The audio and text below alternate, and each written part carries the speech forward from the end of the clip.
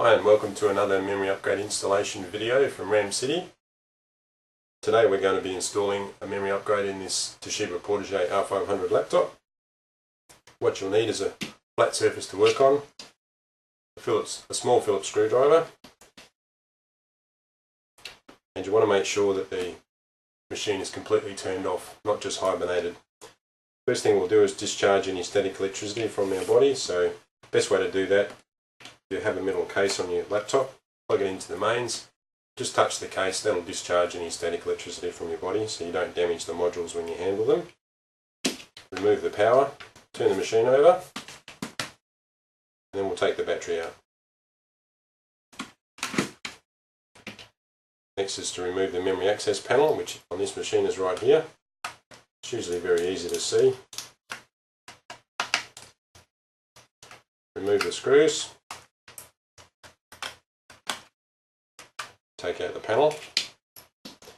Inside we've got our factory installed module, and here's the upgraded memory module. To remove it, we simply pull the clips aside that hold the module in. So there's one clip this side, which we push that way, another clip this side, we pull this way. When we do that, the memory module pops up and it can be removed. So assuming that we're going to put in a larger module, line up the slot there with the guide there, about 45 degrees, push it in firmly, and then push down firmly and you'll hear a nice click. Put the cover back on, screw it back in,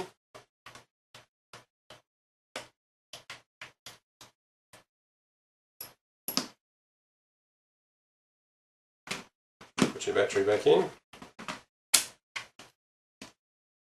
and you're done. Thanks for watching this upgrade video. We'll see you back here again soon.